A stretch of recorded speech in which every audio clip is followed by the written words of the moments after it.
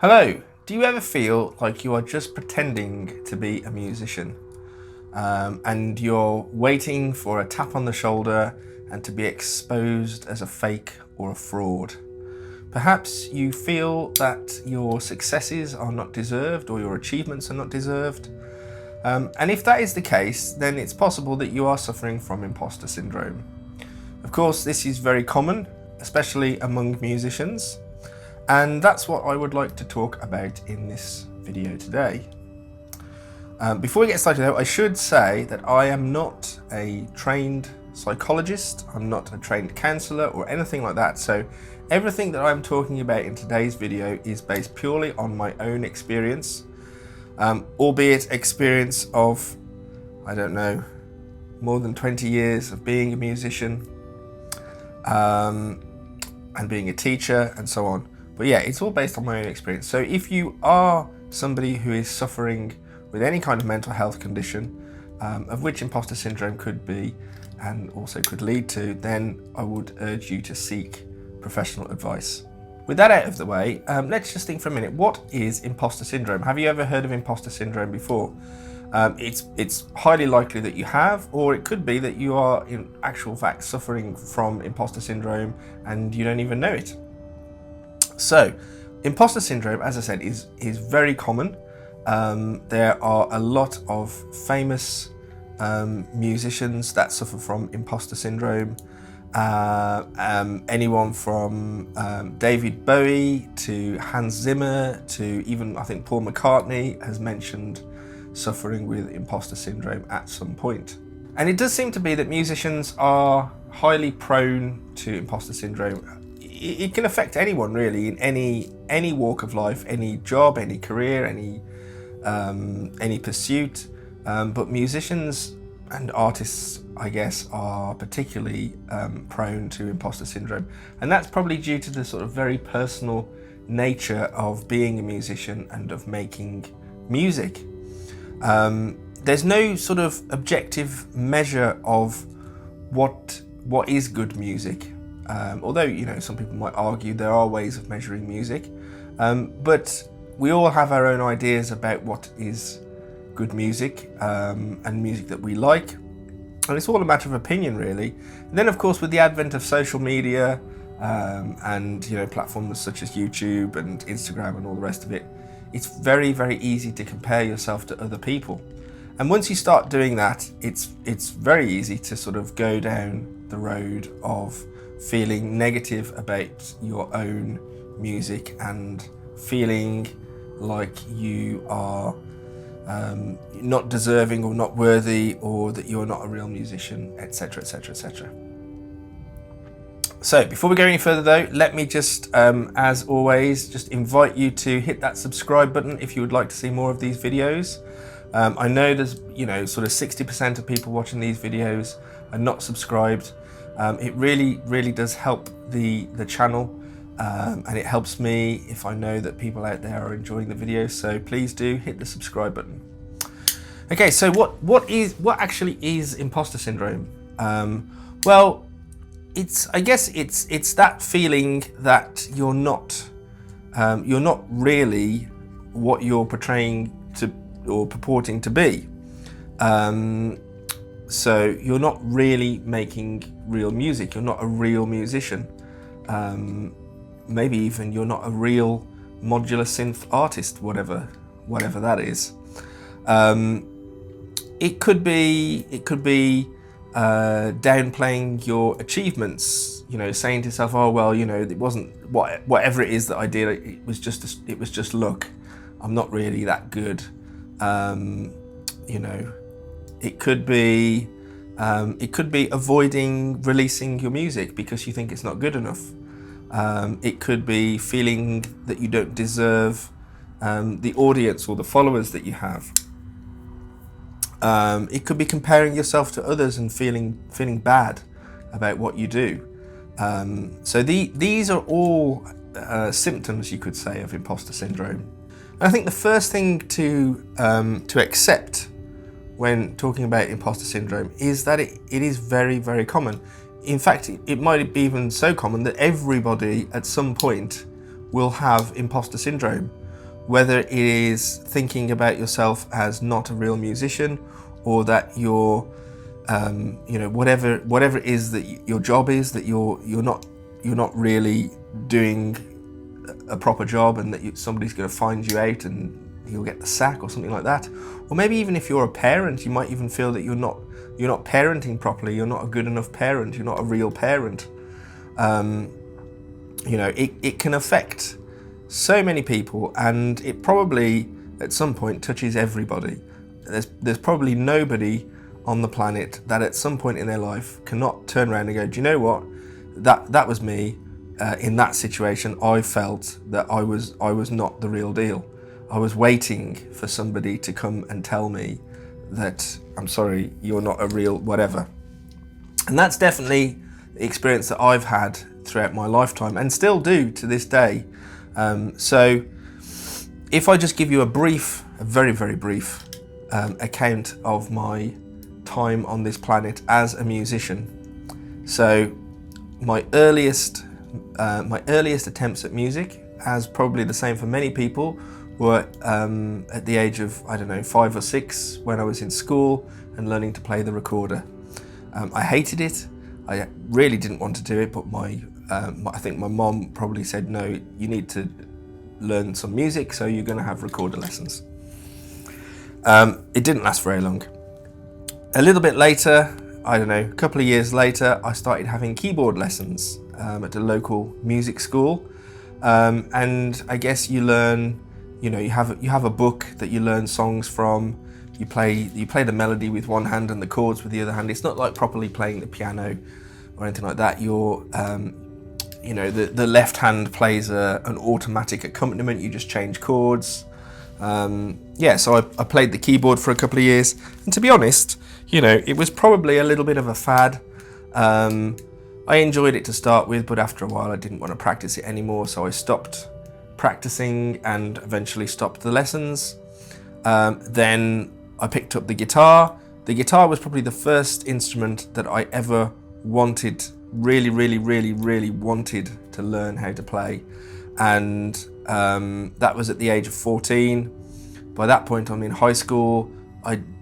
By that time, as many people have, you've developed your own taste in music. And for me, that was all metal and grunge and rock music. And I wanted to play the guitar because I wanted to be in a band, because I wanted to be famous. So many people probably have that same experience. And so my parents, because I'd had this kind of fickle thing with the keyboard, they were a little bit doubtful about me playing the guitar, but they agreed. I had to buy the guitar myself, and they said I could have the guitar as long as I had lessons and learned how to play properly. So I had lessons with a guitar tutor, and he was a classical guitar tutor who taught in Birmingham Conservatoire, taught classical guitar there. But I just had sort of, rock, blues kind of lessons with him. I went to his house and had private lessons for a few years. And then after a while, he suggested that I should try my hand at classical guitar, so I did. And I spent a few years studying with him, learning classical guitar.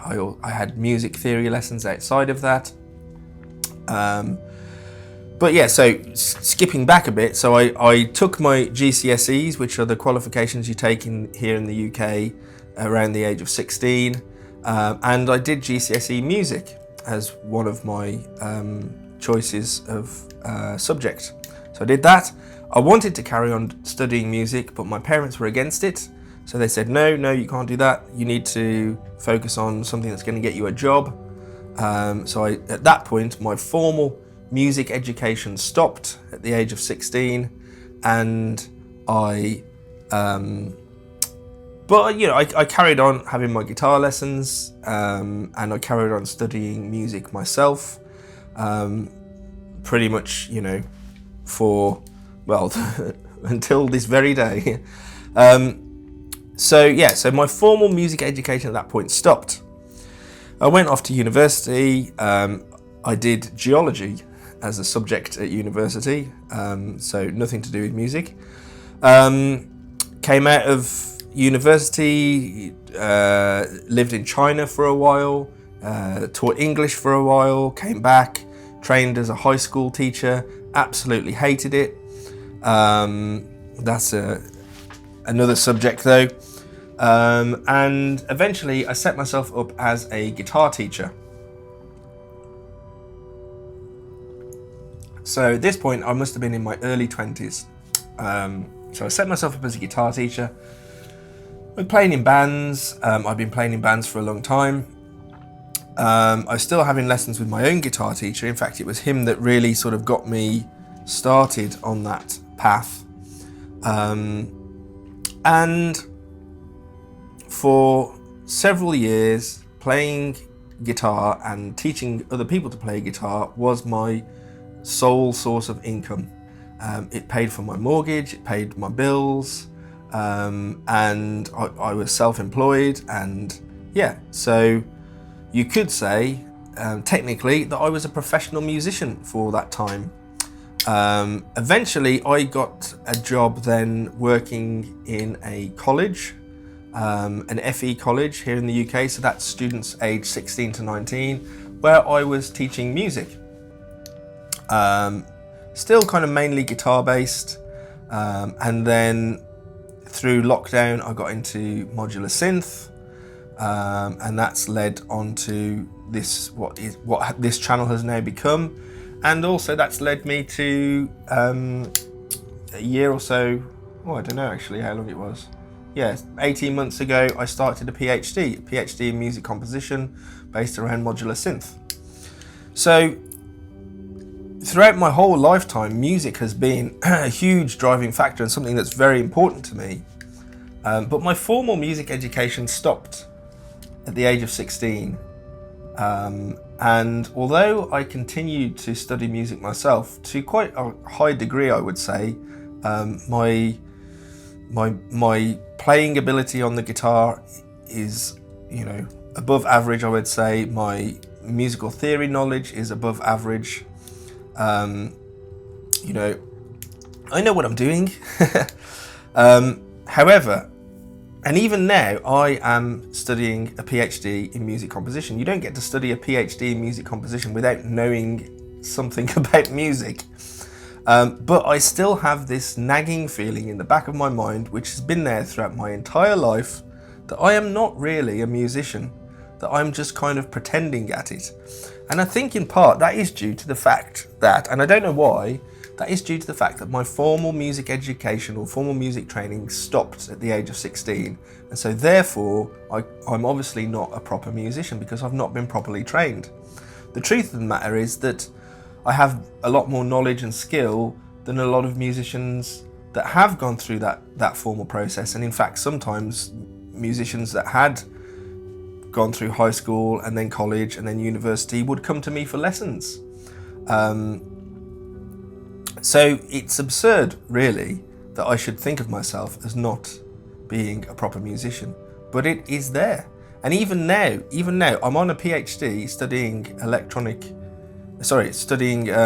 music composition based around modular synth, and constantly I have the feeling that I shouldn't be doing this. At some point, somebody's going to tap me on the shoulder and say, "Excuse me, you shouldn't be doing this PhD. We're going to have to withdraw you from the course because you're not a proper musician. Did you know that you're not a proper musician? So you can't actually do this course without being a proper musician. You can't do a PhD without being a proper musician." Constantly, that fear is there, which is absolutely ridiculous. Same with this YouTube channel, there are days when I think to myself, somebody, is going to leave a comment or something like that where they say, this person's not a real musician, they've got no business talking about music, they've got no business talking about modular synth, why have they got a channel? And the result of that comment will be that everyone will unsubscribe from my channel, and that'll be the end of that. Okay, so that sort of that long story, it was quite long, wasn't it? A bit long-winded, is really just to highlight the fact that I myself suffer with imposter syndrome and have done so throughout my whole musical life. At every point, at every turn, at every decision or whatever, where I've tried to do something where even when I, the peak of my success, as you might call it, as a guitar teacher, where I was so busy teaching so many students a week, I still felt that I was not a real musician, that I was not a real guitarist, that it was all fraudulent, and that somebody would come along and say, hey, what do you think you're doing? You've got no business teaching all these people. And I would have to shut down my business. Okay. So that is just to say that the imposter syndrome is very real, and it is something that I have struggled with my entire life and still struggle with today. Does it stop me from doing all the things that I want to do? No, it doesn't, because I've kind of trained myself, I guess, over the years to sort of understand that it's not real. And even though that voice is there telling me that I'm an imposter, that I shouldn't listen to it, because it's not the truth. It's not telling me the truth. It's lying to me.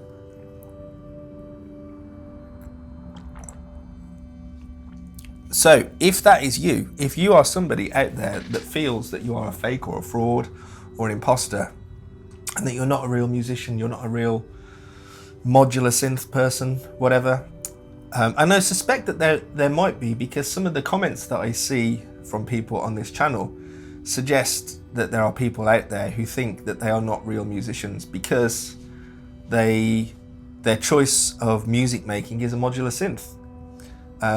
But that's not true. You are a real musician. If you are making music, if you are playing music, then you are a musician. Okay? And if that voice in your head is telling you that you're not, then that is not true. Or if somebody else even is telling you that you're not, then that is not true. So, I should say I've got a different microphone today. Normally I have a microphone over here that you can't see because it's off camera. But I bought some microphones recently with the intention of doing some field recording, and I just thought I'd try one of them out in a video, and it's this little lapel mic thing here. So yeah, I hope this works, because otherwise we have to do the whole video again. Anyway, let's not go off on a tangent. So how can you overcome imposter syndrome? How can you choose to ignore it or choose to get past it? Well, the initial thing the first thing that you need to do, I guess, is that you need to acknowledge that it exists, and you need to recognize it for what it is. And what it is a feeling. It's not reality, it's just a feeling. And as human beings, we have all kinds of feelings and thoughts come and go. And if we choose to hold on to them, then they can affect us. But if we choose to let them go, then they have no power and they cannot affect us. And that is what that is. It is just a thought or a feeling that enters your head. It just pops in there, and you can choose to hold on to it, or you can choose to let it go. I forgot what I was going to say. So instead of, when that thought does come into your head, instead of listening to it and agreeing with it, you have to say to yourself, it's not true.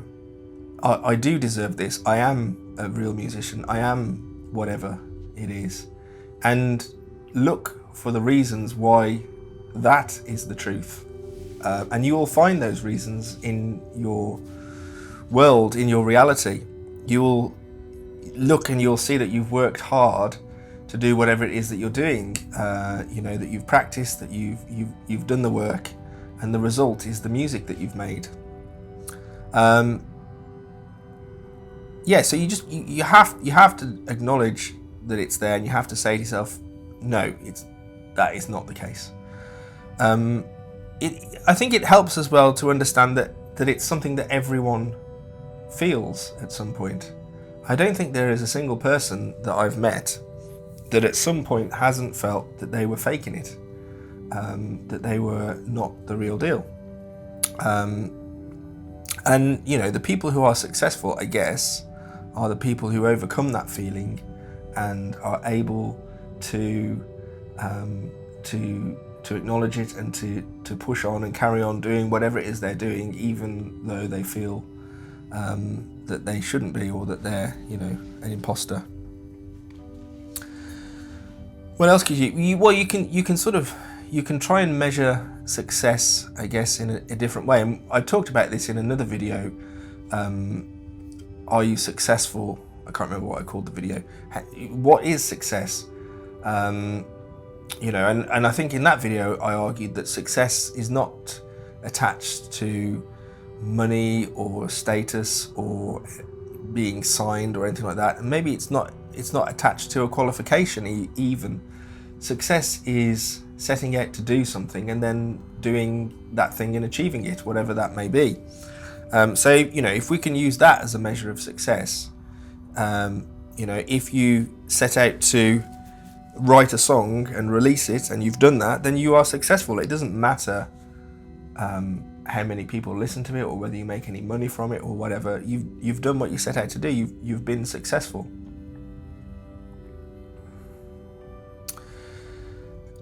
Perfectionism probably comes into it as well, you know, and that is something else that we have to accept, that whatever we're trying to achieve will never be perfect. And if you're looking for that perfection, if you're looking for that perfect result and then feeling that you are not a real musician because you can't get there, well then that's not correct, because that perfect result will never happen. It's not possible to achieve perfection. And so you have to accept that as well. You have to accept that whatever it is that you output, it won't be perfect. You'll look back, you might think it's perfect at the time, but you'll look back later on it and realize that it's not perfect, because your standards have moved and your skills have moved, and so on. So we have to kind of let go of perfectionism as well. Perfectionism and imposter syndrome probably go hand in hand. They're two little evils that prevent us from doing whatever it is that we want to do.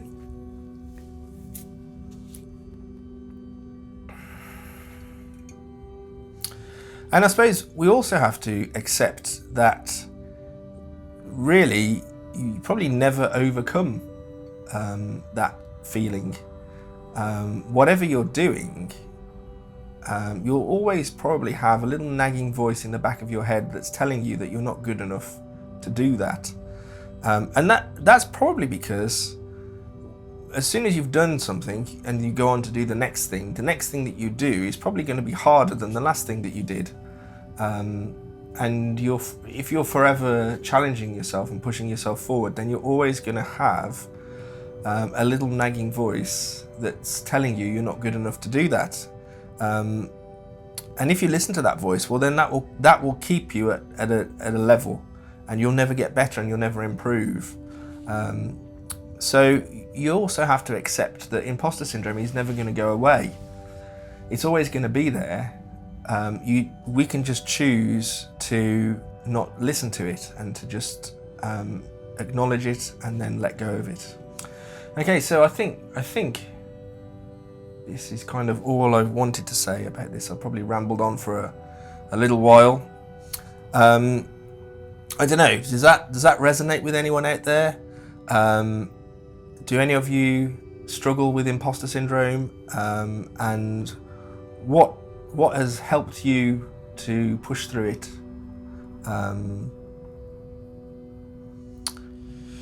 Can you set yourself a little challenge maybe to make something today without worrying if it's good enough, without worrying about whether somebody is going to come and tell you that you've not done it right, or it's not correct or whatever.